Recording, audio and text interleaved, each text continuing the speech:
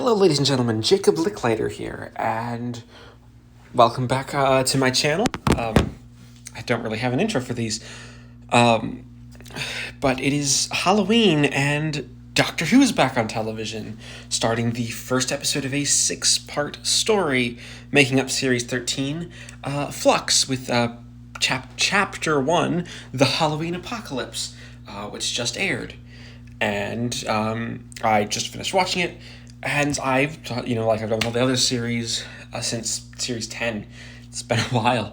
I would give just my brief initial thoughts in a sort of rambling thing. A format. Obviously, I can't actually show clips from the episode, or else I will get copyright struck. So that's why I don't do that. But the Halloween Apocalypse is very interesting because it is all set up. This was billed as a 6-part story, and Chris Chibnall is actually delivering on a 6-part story, which I think might actually suit Chibnall as a writer better. He never really, even before his era, he never really wrote long form stuff, but it always felt like something was missing. He did do a 2-parter in Hungrier Than Cold Blood, which is fine. They're fine. And I have to say, The Halloween Apocalypse might be my favorite episode of the show that he's written, mainly because there's just it moves along at such a nice, frenetic pace. We open very in media res with the Doctor and Yaz captured over a pit of acid on the trail of the Carvanista, who is this dog-like alien who, if I didn't say spoilers, they're gonna be spoilers. So if you haven't watched the episode, go do that and come back here.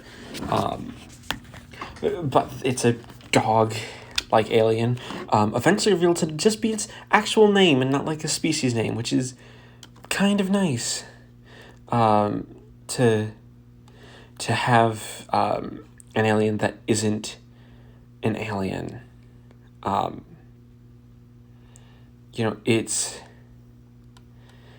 It's this very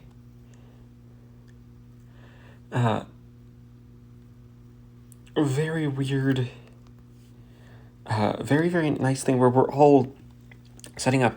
People are saying this episode is cluttered, and it's got a lot of subplots that don't actually get paid off because this is part 1 of 6, but the main thrust is the Doctor and Yaz following the Carvanista, eventually going to Earth, where Dan Lewis, a guy from Liverpool, is captured, and we're so the Doctor and Yaz follow him and find out, the alien's not evil, the end of the universe is coming, hence the apocalypse of the title, which I'll try to circle back to, because I don't think the title's the most effective, because we're going broad scale, whereas Apocalypse, if you're doing an Apocalypse story, you want to be on Earth and sort of in a small scale, and that's kind of just sort of a disconnect, though it kind of works. It works because, you do see planets being destroyed and shots of people on those planets being destroyed, which is quite a nice something that I don't think Doctor Who really could have done until very recently.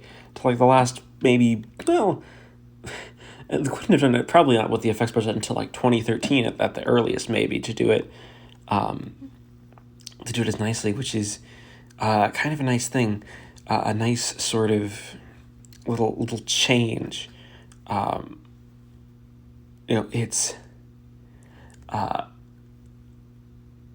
It's a very different sort of story, because we end on a cliffhanger with the TARDIS being stuck at the end of the universe, while we know the Centaurans are coming to invade. There's a weeping angel on Earth. That's the one thing that I do think felt a bit superfluous. The weeping angel plot probably felt like if they were going to do that could have been told in flashbacks in a later episode, and I think the weeping angels are going to appear later on. We know the next episode is going to be mainly a Centauran story set in the past, which is, a good sort of little, just a sort of little change, a little change that we see it, though.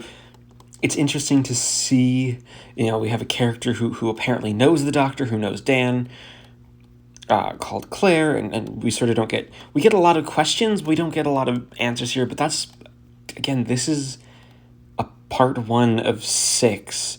It's setting up the stuff, and we all while also giving a little follow-up to the Timeless Children, with the idea that the Doctor's secretly been trying to hunt down the Division while not telling Yaz about it. And actually, I really like Mandip Gill in this episode. Like, she actually gets a bit, she gets just more focus, which is something that was kind of desperate. She's not the most fully formed character, but it's a step in the right direction. And actually, this episode, Gill actually gets to have a lot more chemistry with Whittaker now that there isn't a 4-person TARDIS team, and she sort of gets to be the seasoned traveler that tries to introduce Dan to things. So that scene was quite nice. It's these little things that makes it kind of different, but kind of sad, kind of interesting when you think about where the show has been with Yaz, because Yaz,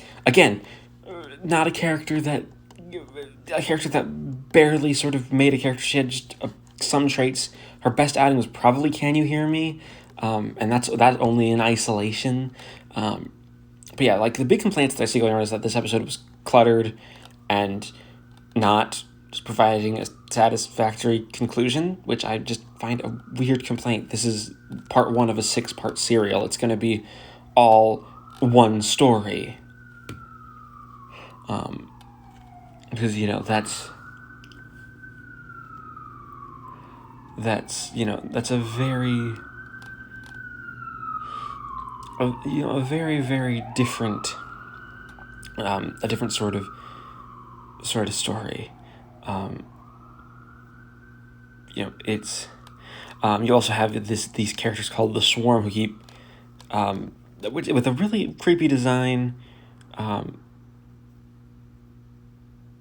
but it's one where, again, they seem to disintegrate people, which is a threat, but again, you don't get their deal.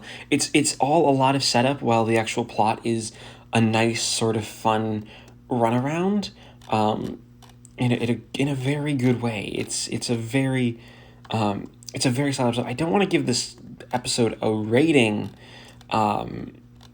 just because it's the first episode of a full 6-part story, and it definitely feels like we're just in a very early opening, Act 1, where we're going to get things explained and teased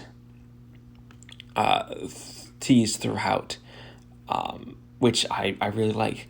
But yeah, that's really, that's kind of my thoughts. So let me know what you thought in the comments down below. Did you like it? Did you dislike it?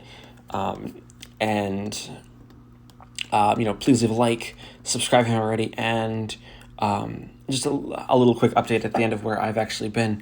I've actually started a podcast with my friend Joey Morgan. We're talking about comic books. I'll leave a link to the first episode of that if you're interested in that. But until next week, I've been Jacob Licklider, and thanks for watching.